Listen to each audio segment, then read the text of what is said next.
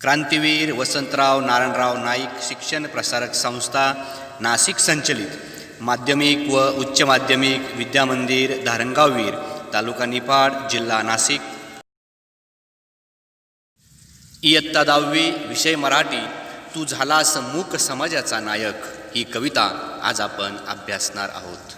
या कवितेचे कवी आहे ज.वी. पवार, प्रसिद्ध कवी, कादंबरीकार, 1966 नंतरच्या दलित साहित्य चळवळीतले प्रमुख लेखक म्हणून त्यांची ओळख आहे। बलिदान ही कादंबरी आणि नाकेबंदी हा काव्यसंग्रह प्रसिद्ध आहे। तू झालास मूक समाजाचा नायक ही कविता नाकेबंदी या काव्यसंग्रहातून घेतली आहे। नमस्कार विद्यार्थी मित्रांनो, मी श्री सानप एम.आर. सर, मराठी विषय शिक्षक। भारतीय संविधानाचे जनक भारतरत्न डॉक्टर बाबासाहेब आंबेडकर या महामानवास मी विनम्र अभिवादन करतो। या कवितेचे आपण वाचन करूया। तू निघालास तेव्हा काळोखाचं राज्य होतं, सूर्यफुलांनी पाठ फिरविली होती, मळ वाटेने जायचे नाकारलेस तेव्हा खाचखळग्यांनी तुझे स्वागत केले। तू झालास परिस्थितीवर स्वार आणि घडविलास नवा इतिहास, तू झालास मूक समाजाचा नायक आणि जागा केलास बहिष्कृत भारत। तू फुंकलेस रणशिंग अगाध ज्ञानाच्या बळावर, तू तोडल्यास गुलामांच्या पायातल्या बेड्या आणि उभे केले चवदार तळ्याच्या काठावर, युद्धात जवानांना उभे करावे तसे। तुझे शब्द जसे की महाकाव्य तुझ्या पायाजवळ गळून पडावीत, तुझा संघर्ष असा की काठ्यांच्या संगिनी व्हाव्यात, तुझ्या दरकाळीने हादरले आकाश, डचमळली पृथ्वी आणि बघता बघता चवदार तळ्याला आग लागली। 50 वर्षांनी अनुभवतोय सूर्यफुले तुझा ध्यास घेतायत, बिगुल प्रतीक्षा करतोय चवदार तळ्याचे पाणी, तेही आता थंड झालंय, थंड झालंय। भारतीय संविधानाचे जनक डॉक्टर बाबासाहेब आंबेडकर यांनी महाड येथे चवदार तळ्यावर वंचितांना, दलितांना समानतेचा हक्क मिळवून देण्यासाठी सत्याग्रह केला। त्या सत्याग्रहाला 50 वर्ष पूर्ण झाल्यावर या महामानवाचा गौरव केला आहे। डॉक्टर बाबासाहेब आंबेडकर यांनी वंचित उपेक्षित समाजामध्ये जागृती करून रूढी व परंपरेला छेद देऊन नव्या समाजाची जडणघडण केली। अन्याय मूकपणे सहन करणाऱ्या वंचितांना आश्रय देऊन त्यांच्यामध्ये आत्मविश्वास जागृत केला, त्यांना जगण्याचे बळ दिले। महामानव डॉक्टर बाबासाहेब आंबेडकरांच्या कार्याचा, त्यांच्या विचारांचा गौरव करणारी कविता म्हणजे तू झालास मूक समाजाचा नायक, तू झालास मूक समाजाचा नायक।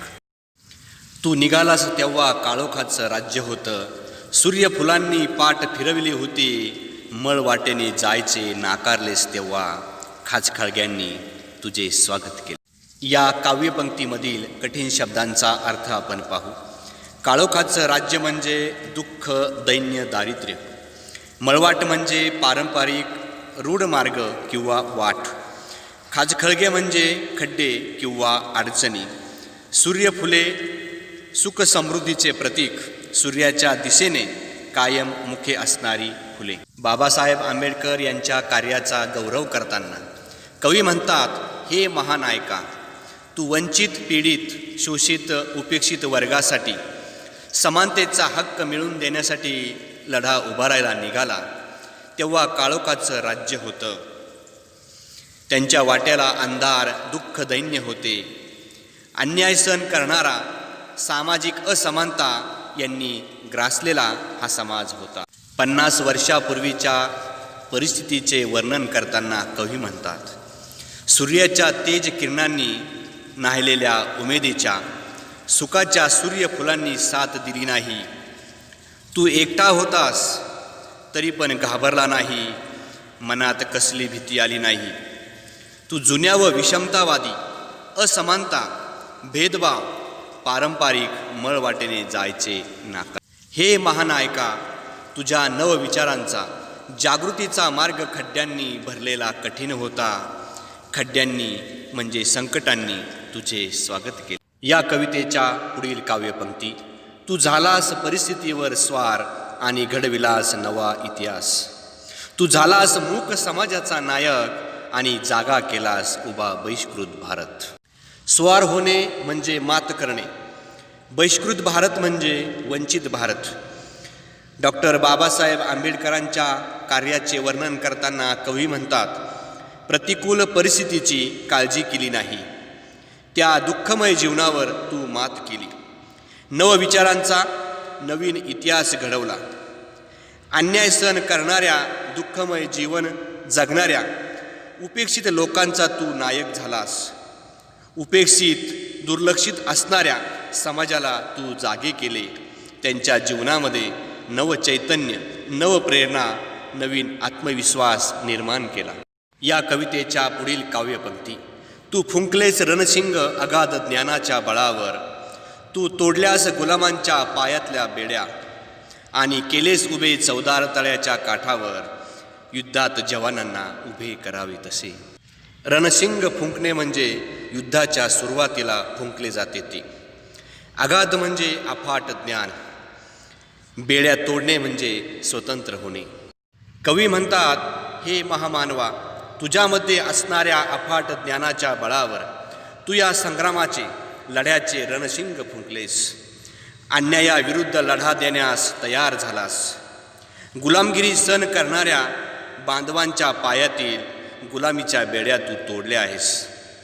चवदार तळ्याच्या संग्रामासाठी सर्व दलित, उपेक्षित बांधवांना तळ्याच्या काठावर त्यांच्या हक्कासाठी उभे केले, जसे युद्धात सैनिकांना उभे करावे याप्रमाणे. विद्यार्थी मित्रांनो, या कवितेच्या अनुषंगाने भारतरत्न डॉक्टर बाबासाहेब आंबेडकर यांचा एक विचार माझ्या मनामध्ये जागृत झाला. बाबासाहेब म्हणतात, मला स्वातंत्र्य, समानता, बंधुत्व शिकवणारा धर्म आवडतो. या कवितेच्या पुढील काव्यपंक्ती. तुझे शब्द जसे की महाकाव्य तुझ्या पायाजवळ गळून पडावीत. तुझा संघर्ष असा की काठ्यांच्या संगिनी व्हाव्यात. तुझ्या डरकाळीने हादरलं आकाश, डचमळली पृथ्वी आणि बघता बघता चवदार तळ्याला आग लागली. महाकाव्य म्हणजे भारतीय सांस्कृतिक मूल्य दर्शविणारी काव्य. गळून पडणे म्हणजे निखळून जाणे. डरकाळी म्हणजे वाघाची आरोळी. हादरणे याचा अर्थ थरथरणे. संगिनी म्हणजे बंदुका आणि आग लागणे म्हणजे संघर्ष पेटणे. कवी म्हणतात, हे महानायका, तुझे शब्द असे आहे की सर्व महाकाव्य तुझ्या पायाजवळ गळून पडावीत. तुझा संघर्ष असा की हातातील काठ्या बंदुका होऊन बरसाव्यात. तुझ्या बुलंद गर्जनेने आकाश हादरून गेले आणि पृथ्वीसुद्धा डळमळू लागली. बघता बघता चवदार तळ्याचा हक्क मिळण्यासाठी संघर्ष पेटला. या कवितेच्या पुढील ओळी. आज 50 वर्षांनी अनुभवतोय, सूर्यफुले तुझा ध्यास घेतायत. बिगुल प्रतीक्षा करतोय, चवदार तळ्याचं पाणी तेही आता थंड झालंय, थंड झालंय. बिगुल म्हणजे सैनिकांना युद्धामध्ये कूच करण्यासाठी वाजविण्यात येणारे वाद्य. प्रतीक्षा करणे म्हणजे वाट पाहणे. चवदार तळ्याच्या संग्रामाला आता 50 वर्ष उलटून गेली आहे. 50 वर्षांनी त्यावेळचा संघर्ष मी अनुभवू पाहतो. 50 वर्षानंतरच्या परिस्थितीचे वर्णन करताना कवी म्हणतात, सूर्यफुले आता ध्यास घेत आहे. बिगुल वाट पाहत आहे. चवदार तळ्याचे पाणी आता थंड झाले आहे. संघर्ष मावळला आहे, संपला आहे. विद्यार्थी मित्रांनो, चवदार तळ्यावर गाई म्हशींना पाणी पिऊ दिले जात होते, पण अंत्यजनांना तेथे पाणी पिण्यास मनाई होती. बाबासाहेबांनी चवदार तळ्याचे पाणी स्वतः प्राशन करून सनातनवाद्यांना दाखवून दिले की आम्ही सुद्धा माणूस आहोत, आम्ही सुद्धा माणूस आहोत आणि निसर्ग निर्मित पाण्यावर कोणा एका समाजाचा हक्क नाही. या कार्यामुळे, तसेच स्वातंत्र्य, समानता, बंधुता या विचारांमुळे ते महामानव ठरले, महामानव ठरले. विद्यार्थी मित्रांनो, भारतरत्न डॉक्टर बाबासाहेब आंबेडकर यांचे कार्य, त्यांचे विचार, स्वातंत्र्य, समानता, सर्वधर्म समभाव, बंधुता ही मूल्ये आपण आपल्या जीवनामध्ये आत्मसात करून देशासाठी गौरवास्पद कार्य करावे ही माफक अपेक्षा. धन्यवाद.